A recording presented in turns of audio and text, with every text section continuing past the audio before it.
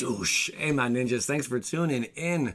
Theros Beyond Death spoilers and an infinite combo that's so easy to pull off your mom's pet goldfish could do it. And you could do it as soon as turn 3.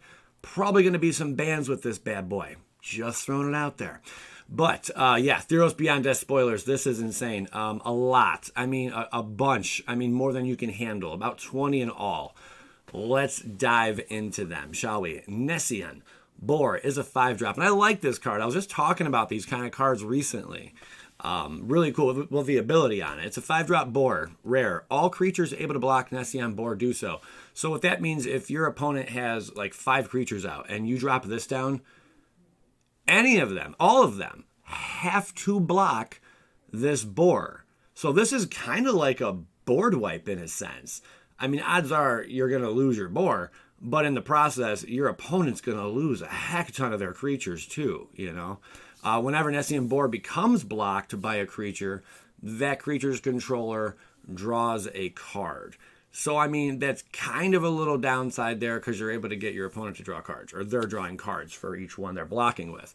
But if you're running Gruul, odds are you're going to be able to seal the deal really quick and be able to like just flip the game on them when you drop this card, especially if you have the God out to give them all haste. I mean, that's really ridiculous. So this thing comes out with haste, boom, you attack with other creatures along with this thing. Forget about it. You know, it's going to be over really quick. Really cool card. Sweet Oblivion. I'm not going to spend too much time on uncommons because there are maybe like 6 or 7, maybe 8 to go over, but it's a 2-drop. Target player puts the top 4 cards of their library into their graveyard. 4 cards is pretty good. And it has the escape, so you can do it all over again if you exile 4 other cards from your graveyard and pay the escape cost, which is 4. So very interesting card, and I love the artwork on this one. I really do. It reminds me of that one from Battle Bond, that one weird like creature they had. I don't know. Really cool. A whole lot of weird stuff going on with this one. Glimpse of Freedom, 2-drop, instant. Draw a card. I honestly didn't think too much about this when I first saw it, and I'm not sure that I do think much about it still. But I mean, usually it's these kind of cards that catch me off guard. Love the art. Very simple. Draw a card and the escape for 3, and then exile 5 other cards from your graveyard. Pretty simple stuff there. We'll see what it does, though. Then we have Tectonic Giant. Could this possibly mean that we're going to see Giant Tribal? If Giant Tribal is a thing, you better believe this card is going to be in that kind of synergy. And this is just one of a good competitive, I could see, Giant that's entering into this next standard. It's a 4-drop. Elemental, by the way, Giant. Whenever Tectonic Giant attacks or becomes a target of a spell an opponent controls, choose 1. Now remember, there's already a Giant out there. Whenever it's targeted, your opponent takes 2 damage, you know, and that's already pretty cool. Well, this is another Giant that's able to do something like that. Tectonic Giant deals 3 damage to each opponent, and that's each opponent, so pretty cool. You know, Commander players, anytime you see each opponent, Commander players are always like, what, yep, I'm here. But this is a card that I could see playable in Standard for sure. And then exile the top 2 cards of your library, choose 1 of them. Until the end of your next turn, you may play that card. It's a 3/4. Really, really cool. It is a 4-drop. Little steep, but man, it's a great payoff when you do get it out there, especially if your deck is kind of built around, well, if you target my stuff, you're going to pay for it, you know. And there's already, you can throw 4 of these and 4 of the other cards, you know, into one deck, that other Giant, and already you got something where if your creatures are targeted, your opponent's going to pay a price for that. So pretty neat. I do like it. Blood Aspirant. That's right, 2-drop. This dude is Nicole Bolas's biggest fan. That's all I'm saying. Creature, Satyr, Berserker. Are you Berserker? Anybody? All right. Whenever you sacrifice a permanent, put a +1/+1 counter on Blood Rush Aspirant. I'm so sick of the sacrifice builds. I really am. If you are, let me know about it, especially the Cauldron deck. For Deuce, tap. Sacrifice a creature or enchantment. Blood Rush Aspirant deals 1 damage to target creature. That creature can't block this turn. I do see this finding its way into quite a few decks. And I'm not talking your Satyr tribal builds either. You know, some kind of, you know, of course, a sacrifice deck. But there's going to be a lot of crazy shenanigans, sacrifice, interaction with the graveyard, exiling effects, enchantments everywhere, large creature builds, you know, just, and there's going to be a lot of fun shenanigans coming up in this next standard here. I'm really, really excited. Wave Break, Hippo Camp. Get a load of that guy. 3-drop. Enchantment creature, Horsefish. This wedding's Horsefish. Whenever you cast your first spell, during each opponent's turn, draw a card. That's whenever you cast your first spell during each opponent's turn, draw a card. That's pretty good. Again, especially in Commander. Why do I feel like Wizards has decided to print a bunch of cards? Yeah, they're great for Standard, but even more so for Commander. I know they're trying to push the whole Brawl thing, but I mean, this is a card where however many opponent lives are out there matter. You know, the more opponents you got, the more card draw you're going to have. So very interesting stuff here.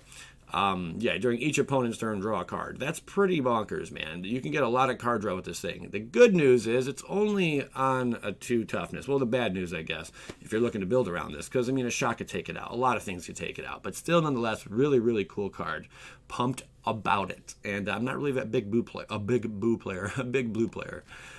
Next, we have Reverent Hoplite. I do like this one. This one's pretty interesting. It's a 5-drop where devotion matters. Anything that talks about devotion, I'm really, interested by it. I'm like, what do we have here? Human Soldier. When Reverent Hoplite enters the battlefield, create a number of 1/1 Human Soldier creature tokens equal to your devotion to white. So if you got 5 devotion out, well, guess what? You're going to have 5 of these 1 white human soldier creature tokens out. That's pretty cool. And I mean, hey, the more the merrier with this thing. And remember, this also counts as 1 devotion.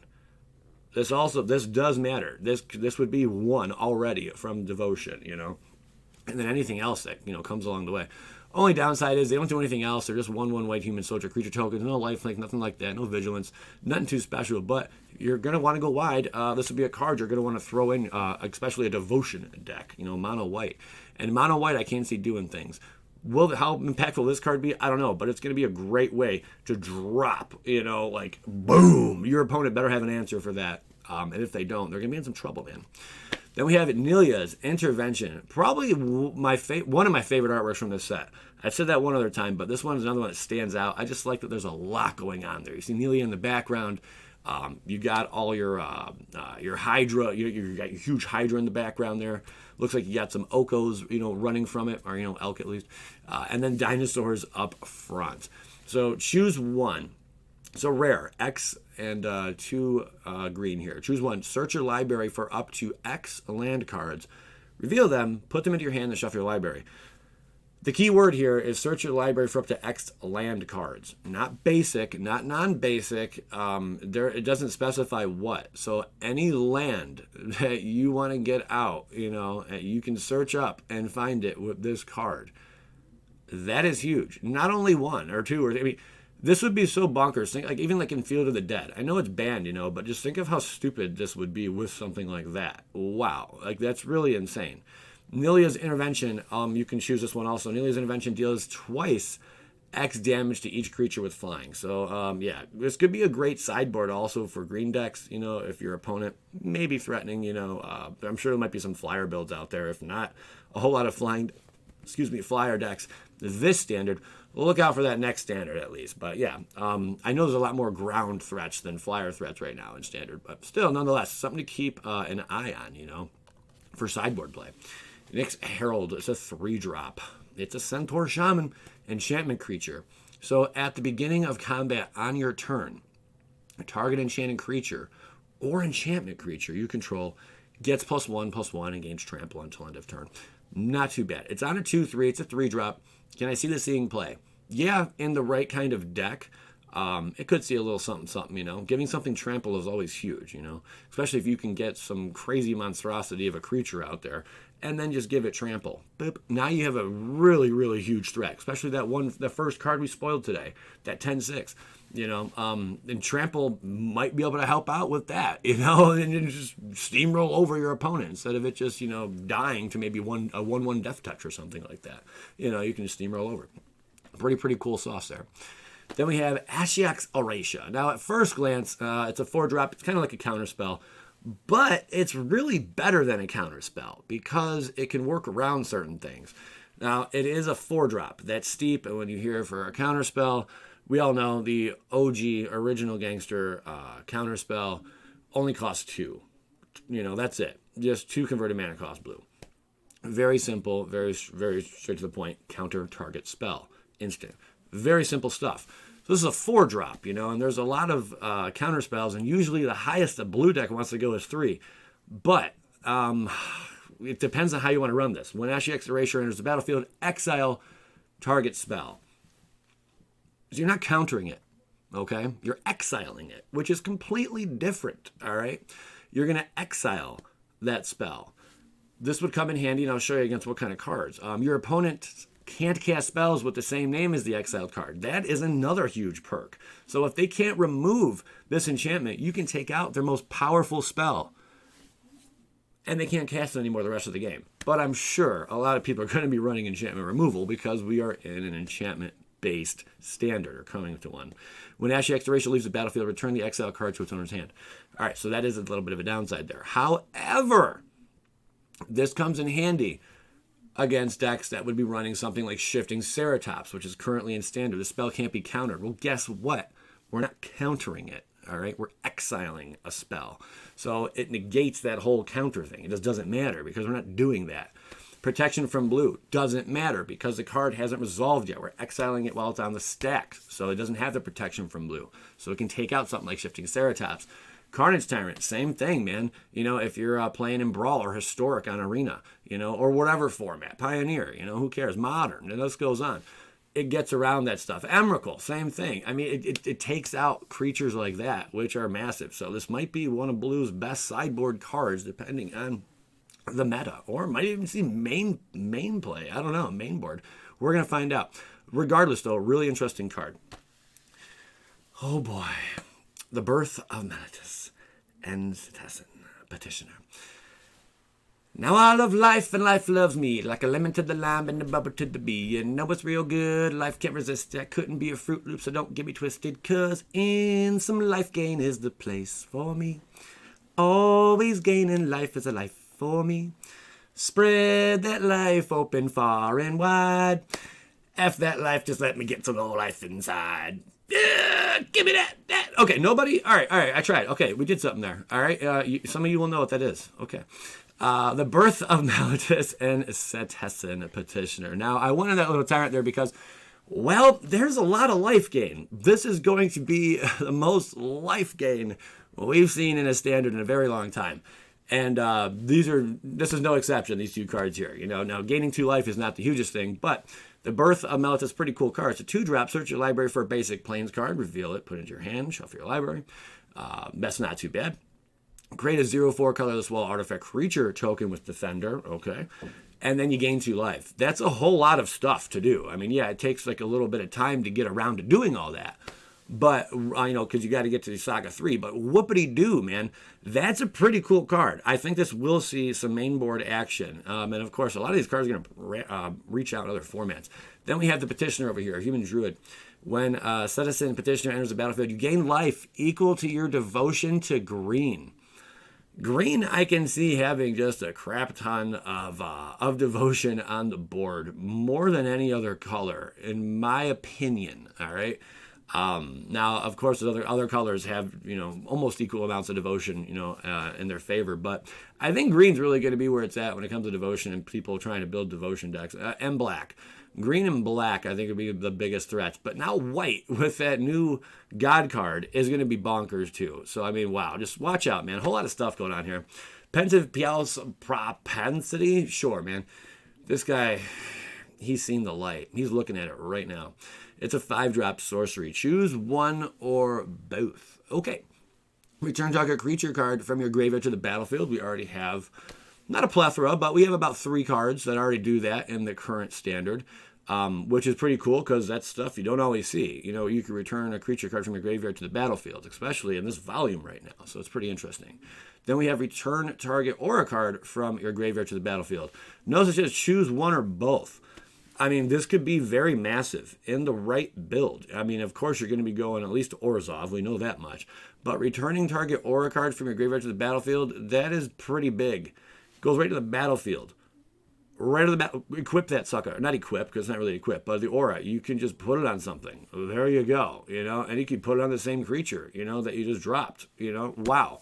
This could be a great card. Now, the only problem is downside. It's a 5-drop. I know if it was a 4-drop, it'd probably be ridiculous. But it is a 5-drop, something to consider there. But I think it's going to see some play. Oh boy. The Unchained.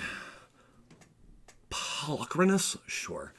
Cool artwork on this. I like the purples up in there. It's a 4-drop. Legendary creature, Zombie Hydra. Golgari's back, and this card is going to be impactful. Zombie Hydra enters the battlefield with 6 +1/+1 counters on it. So already you're getting a 6/6 for 4. It escapes with 12 +1/+1 counters on it instead. And its escape cost is only 6, where you exile 6 other cards from your graveyard as well.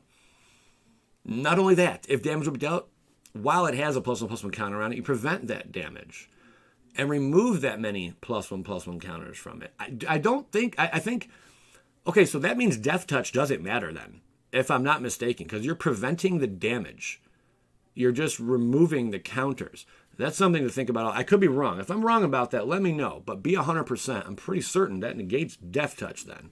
Because if you're preventing the damage, Death Touch has to deal damage. If you have a 0/1 Death Touch that blocks, nothing dies. Your creature won't die to that 0/1 Death Touch. So I'm pretty sure, the damage, they wouldn't kill it. So, and then also for 3, it fights another target creature. There's a whole lot of stuff going on here, man. Really, really cool card. I think it's going to see a heck ton of play. I could bet this will even find its way into top-tier decks. I would not put it past this. Golgari's back. I'm afraid. All right, moving along. Arasta of Endless Web. 4-drop. Get a load of that sack on her back. That is scary stuff. That's the stuff of nightmares right there. Like, seriously. Legendary enchantment creature. It's a rare 3/5 reach. Whenever I love this card. There's just so much going on in the standard. Great sideboard too. Whenever an opponent casts an instant or sorcery spell, create a 1/2 green spider creature token with reach. Now, a lot of instants and sorceries in the meta are going to be running around to destroy enchantments, or to destroy creatures, or exile them or something. So odds are you might only get one little use out of this. That's kind of the downside with it. It's a 3/5 with reach, not bad. And you get to create a 1/2 green spider creature token with reach. If you're able to give this thing indestructible or something, or even maybe just have like a bounce effect on it or something, if it's targeted and you just bounce it really quick, and put it back down. I mean, this thing could get really, really, really obnoxious really quick. And you could have a lot of these 1/2 spider tokens on the battlefield. I don't think spider decks are going to be, a thing. Legendary enchantment creature. I think it's a spider. I can't remember. Or arachnid or arachne or something like that. Oh, I forgot. I left that part out. I do apologize. If anyone knows what creature type this is, by all means, let me know. But definitely a really cool card. Something to consider. And I can definitely see this in sideboards, at least in sideboards. So there's that. And that's whenever an opponent casts a spell. So again, commander, brawl, all that good stuff. Farika's Spawn. Oh man, the Gorgons are back. Usually a Gorgon's really high, expensive casting cost. They're really cool cards, but you don't see a lot of play. There's been a few exceptions, of course. Its escape is 6. They tell you that off rip. It's a 3/4. Exile 3 other cards from your graveyard. And then you can, cast this card again for 5 or for 6. Farika's Spawn escapes with 2 +1/+1 counters on it. So then it would be a 5/6. When it enters the battlefield this way, each opponent sacrifices a non-Gorgon creature. Again, your brawler, commander, all that stuff. But when it comes back in, that's not bad, but I don't think it's going to do much in standard. It could. I could be wrong. Now, if you were able to pick which creature this Gorgon looked at, Medusa-like, like piercing, gaze and just destroys it, that would be one thing. But because you're giving them the option to pick which one they sacrifice, it's a little different there. But it's for each opponent. Again, your commander kind of stuff. I don't know how much play it's going to see anywhere, really. But I could be sadly mistaken. I mean, you're still making them sack stuff. And it's only a 4-drop, which isn't too bad. Next, we have Delicous, Crafter of Wonders, a card that I spoiled very, very long ago. It is a 3-drop. I think I spoiled this like 2 months ago. It was ridiculous. But now we got like the full art and all that. And it's a card I said, well, we could see some crazy artifact decks, man, for sure. 3. Tap. Add 2 colorless. Spend this mana only to cast artifact spells or activate abilities of artifacts. I love it. I do have a really cool artifact deck out there already right now. You guys should really give it a look. You'd be surprised how good it is, and something like this can make that deck even better. But this deck, this really wouldn't fit in it too well because of the colors. But I am running blue in that deck. Anyway, you just got to give it a look. Equipped creatures you control have flying and haste. Wow.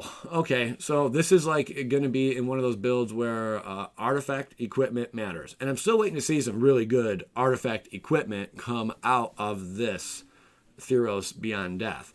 I haven't really seen anything of it. I don't know if I missed something or I forgot about a card, but I'm still waiting on that to come about. Now, there are very powerful spells, of course, that are already existing in the format that have equipment. The big red one, the big red guy that costs 6. I can't think off the top of my head, but that thing's insane. The double strike and the +1/+1, that's crazy. Then give it flying and then give it haste. Come on, man. And you're also reducing the casting cost of that spell. That's just crazy all over the place. I do like this card. Not that we're going to build an entire deck around that strategy, but it could happen. Embercleave, yeah, ridiculous. Here is the infinite combo, the simplest thing ever. The most simplest thing ever. And you can do this as early as turn 3 with ramp, of course. But without ramp, let's just say turn 4. So what you're going to do is on turn 3, you're going to play your Heliod Sun Crowned. Now, it is indestructible. That's going to be hard enough for your opponent to get rid of. This is only a 2-card infinite combo. So they have to be able to exile this god in the first place. So turn 3, you play that. Turn 4, you play your Walking Ballista. It has to come in the battlefield with 2 +1/+1 counters on it. So you got to pay 4, okay? Enters a battlefield with X +1/+1 counters on it, which would be 2. Remove a +1/+1 counter from Walking Ballista. It deals 1 damage to target creature or player, okay? Hooray. Ping, okay? You hit your opponent. Well, whenever you gain, okay, you want to be able to give Walking Ballista life gain. So another target creature gains lifelink until end of turn. Yes, you're going to have to pay for that, okay? We have to give Walking Ballista life gain. So it'd be best in a ramp shell like Celestia or something like that. But regardless, let's just hypothetically say you have the additional 2 mana on turn 4 and you're able to do this, okay?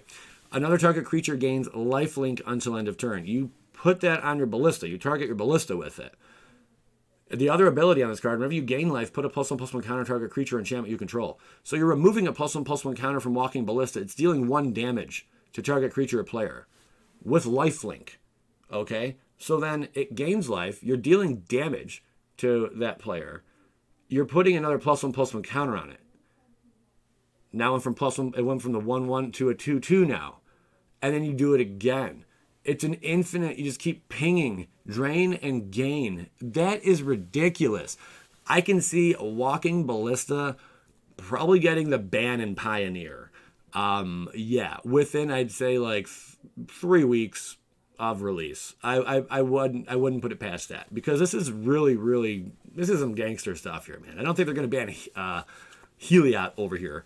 Over Walking Ballista, but yeah, I can see a ban incoming. So wow, really cool combo. Final Death, 5-drop, very simple. Exile target creature. It's that simple. Great for your limited and whatnot, but not in standard. Then we have Mire Triton. It's a 2-drop mirror. Zombie Merfolk. It's weird to see a zombie Merfolk. I don't see that every day. Death Touch. When it enters the battlefield, put the top 2 cards of your library into your graveyard. And you gain 2 life. Pretty cool. It's a 2/1. Not too bad. I like that as a Death Touch on top of it, not just the abilities in the second line of text. Pretty cool sauce. Then we have Chainweb Arachner. It's a 1-drop reach. Great card for green. When Chainweb Arachner enters the battlefield, it deals damage equal to its power to target creature with flying an opponent controls. It has the escape for 5. Exile 4 of the cards from your graveyard. You can cast this card from your graveyard for its escape cost. Chainweb Arachner escapes with 3 +1/+1 counters on it. Great card, man. I mean, really great card. It's like they know we're about to see a lot of flyers or something. Like something crazy is about to happen here. I do like this card. I like that it's got, is there devotion involved in it? No devotion, sorry. But it can add to your devotion. It's a 1-drop. It's great for that, and it's a great way to stay in shape. Really cool cards. I am so excited for so many of these cards. It is just redonkulous, guys. I hope you enjoyed this spoiler video of Theros Beyond Death. If you did, by all means, hit the like button. Share it with a friend. Why the heck not? Let them know the new cards are out. Maybe try to get someone new into playing Magic. That'd be pretty cool. I cannot tell you enough times that I've heard someone say in the comments, man, I never heard of Magic. I just randomly stumbled upon one of your YouTube videos, and now I've been playing. I picked it up, and I'm like, that is the coolest thing. That is really neat. So if anyone out there thinks they have a friend or whatever, hey, man, Theros Beyond Death, baby. Get them hip, it's really, really cool. Check out the videos, guys. I do appreciate you. Thank you so much for tuning in today, and I hope you all have a wonderful new year. Skadoosh.